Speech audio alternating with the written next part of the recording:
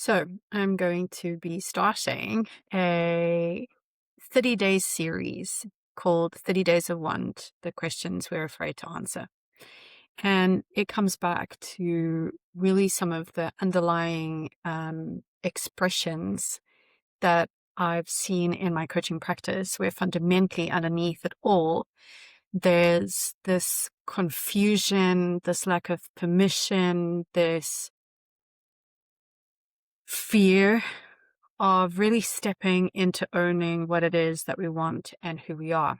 And I've collated around 30 questions that I think are pertinent to really getting underneath this theme of want. And I don't mean like, what do I want for dinner? Although it often starts that small. So it's a really great place to begin when we're building from the ground up. When we've lost ourselves in our lives, when we can't answer the bigger questions, often it's because at the very base of it, we can't sense what it is that we really desire. And so in this arc, in this 30-day of Want challenge, I'm going to be dealing with some of the more uncomfortable questions, although some of them are actually pretty simple. Things like, what do I want? How do I know what I want? How can I allow myself to want what I want? What's stopping me from speaking it out loud? What if they don't want what I want? What if they judge me for wanting what I want? What I've come to realize is that underneath the question of, I don't know what I want, it's often a clarity problem. It's also a permission problem. So we don't feel that we can trust ourselves enough to listen to the answer that comes up. So we choose to ignore it. It can also be a courage problem. So I don't feel brave enough to say what I want out loud. It feels juicy and maybe dangerous because it could present a threat to your life, to not actual threat to your life, but it can feel threatening because it might change everything, and change can often feel very overwhelming for us. And sometimes we do know what we want, but we've buried it under the shoulds and the guilt and the fear and the people pleasing, the logic, the survival, and all the ways that we've learned to be acceptable. And we think that being acceptable is love. So for the next 30 days, I'm going to take one question at a time and talk through it. It's not like someone sitting on a mountain. And yes, I am going to use some notes because 40-year-old brain doesn't always have a coherent train of thought. So I am going to use notes.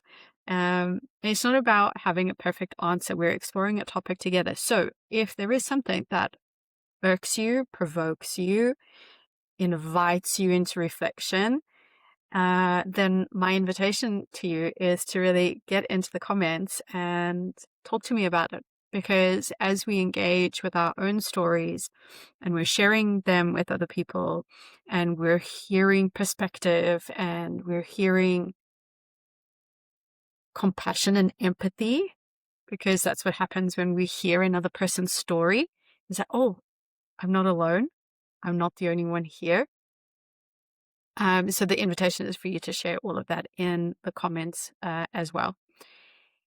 And as someone who has lived inside the question and worked with people inside the question and believes that there's a whole entire world that sits underneath the sentence, I don't know what I want, my approach is going to be looking at this from a 3 system, because I love systems.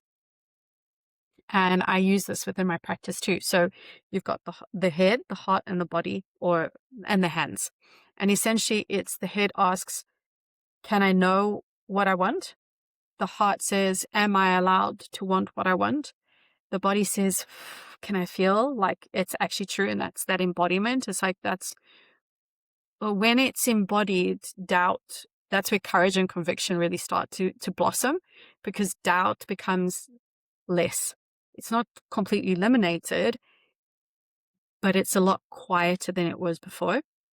And that's when it triggers the hands, the action. So hands for me is always the action.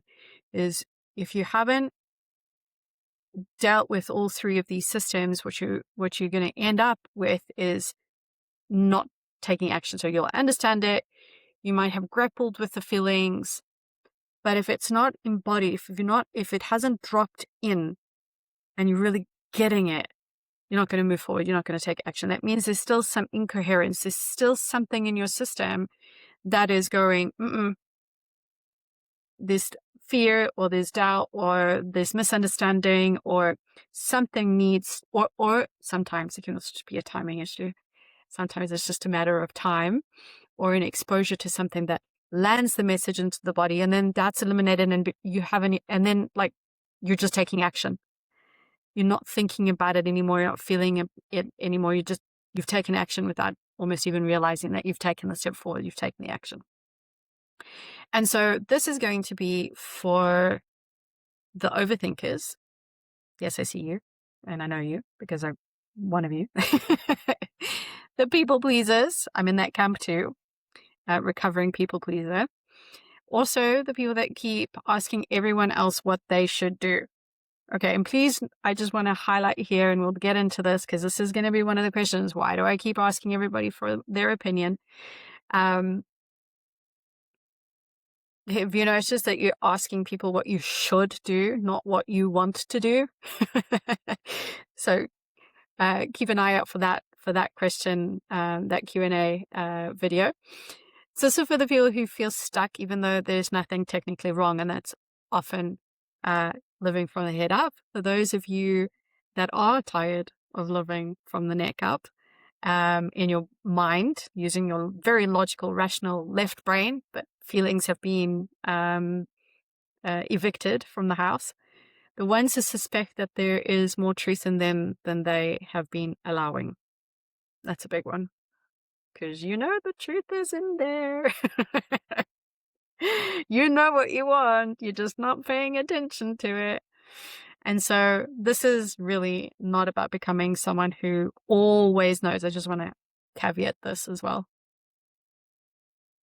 There are going to be moments when you are not going to have an immediate answer, and we're not looking to always necessarily have that immediate answer.